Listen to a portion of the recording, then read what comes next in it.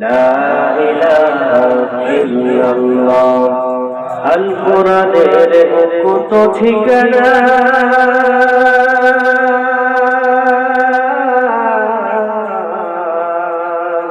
চলো মোদের কাবার সীমানা,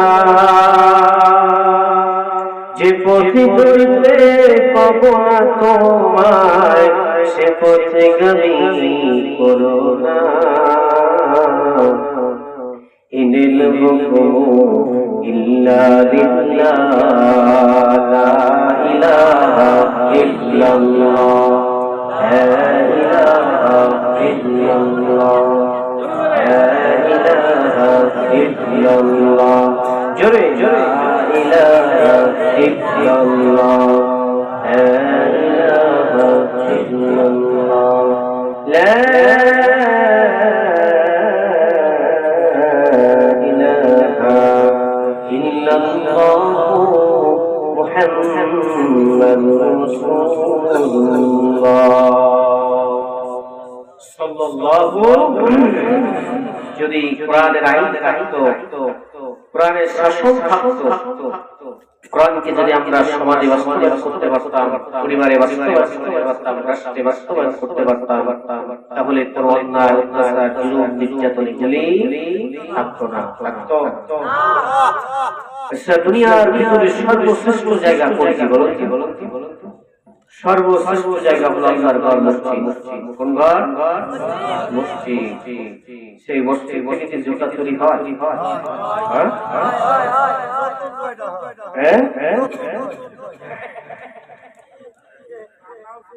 আল্লাহ পাক রব্বুল আলামিন বলেন, খুব খেয়াল, السارق والسارقة فاقطعوا أيديهما। চোর পুরুষ হোক নারী হোক, কেটে দাও। কার কথা? আল্লাহ পাক রব্বুল আলামিন বলেছেন, চোর পুরুষ হোক নারী হোক, হাত কেটে দাও। এইটা কোরআনের বিধান কিনা? আমি বলছি আল্লাহ পাক রব্বুল আলামিন বলেছেন, তাহলে কোরআনের বিধান কিনা? কিন্তু এই কোরআনের বিধান কোরআনেই থেকে যাবে, আমাদের জীবনের কোনোদিন বাস্তবায়ন হবে না। নাকি বলেন? কি বলেন? এই কোরআনের বিধান কোরআনেই থাকবে। এই কোরআনের শাসন যদি থাকতো, তাহলে কোরআনের বাস্তবায়ন যদি থাকতো, কোরআন অনুযায়ী যদি আমরা জীবন চালাতাম, কোরআন অনুযায়ী যদি বিচার ব্যবস্থা কায়েম করতাম, শাসন ব্যবস্থা কায়েম করতাম, তাহলে চিন্তা করে দেখেন, কোন জায়গা হলো মসজিদ। আল্লাহর কাছে সবচেয়ে উত্তম জায়গা হলো মসজিদ, আর সবচেয়ে নিকৃষ্ট জায়গা হলো বাজার। মানুষের ব্যবহৃত নিম্ন বস্তু একটা জুতা মসজিদের বাইরে রেখে নামাজ আদায় করা যায় না। মসজিদে না রেখে, মসজিদের বাইরে না রেখে, জুতাটা মসজিদের ভিতরে নিয়ে কাতারের সামনে রেখে তারপরে নামাজ আদায় করতে হয়। তাহলে চিন্তা করে মুসলমান লজ্জায় মরে যাওয়া উচিত, মুসলমানের সন্তান মসজিদে গিয়ে জুতা তৈরি করে। ঠিক কিনা বলে? আজকে যে ঈশার নামাজ আদায় করলাম কালীগঞ্জ বাস স্ট্যান্ড মসজিদে, সবাই মসজিদের ভিতরে জুতা দিয়ে যাচ্ছে। কারণ কি? বাইরে রাখা। তাহলে আমরা নামাজ পড়ি, রোজা রাখি, আমরা ইসলাম মানি, আমরা মুসলমান। আগের চাইতে বর্তমান হুজুর, আলেম, উলামা, হাফেজ, মাওলানা বেশি না কম? জোরে বলেন। আগে তো ঘরে ঘরে এরকম হাফেজ মাওলানা ছিল না, এখন তো ঘরে ঘরে হয়ে গেছে। ঠিক কিনা বলেন? আগে একজন হাফেজ হলে কয়েক গ্রামের মানুষ থেকে দেখতে যেত, যুবক ছেলে হাফেজ হয়েছে, চলো দেখে আসি। এখন ঘরে ঘরে হাফেজ, ঘরে ঘরে মাওলানা, মুফতি, মুহাদ্দিস, মুফাসসির আছেন। আগে অনেক বেড়েছে। তাহলে চিন্তা করো, আগের চেয়ে মসজিদ বেড়েছে, মাদ্রাসা বেড়েছে, হুজুর বেড়েছে, তালিম বেড়েছে, তরবিয়ত বেড়েছে, সব কিছু বেড়েছে। তাহলে আগের চেয়ে আমাদের ওয়াজ মাহফিল বেড়েছে, আগে চেয়ে ওয়াজ মাহফিল হতো না।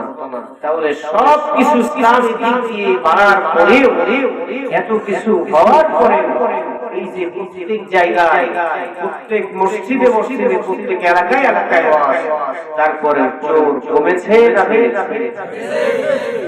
মসজিদে জুতা চুরি পর্যন্ত বন্ধ হয় না। শুধু তাই নয়, মানুষের বাড়ি থেকে, গোয়ালঘর থেকে 3-4 গরু একবারে খুলে নিয়ে গেছে, এরকম প্রমাণ আছে। মাঠের থেকে সেলুলেশন নিয়ে যায় আছে না, টিউবওয়েল খুলে নিয়ে যায় আছে না, বাড়ি থেকে চুরি করে নিয়ে যায় আছে না, মোবাইল চুরি করে নিয়ে যায় আছে না। শুধু তাই নয়, এ তো অল্প টাকার চোর, এর চাইতে বড় চোর আছে, সেটা হলো আমরা 100 টাকার চোরকে কাছে বেঁধে পিটাই, আর 100 কোটি টাকার চোরকে ছাড় বলে সম্বোধন করি। কোরআন কারীমের আইন যদি থাকতো, বিধান যদি থাকতো, শাসন যদি থাকতো, তাহলে এই চোরেরা জনগণের টাকা নিয়ে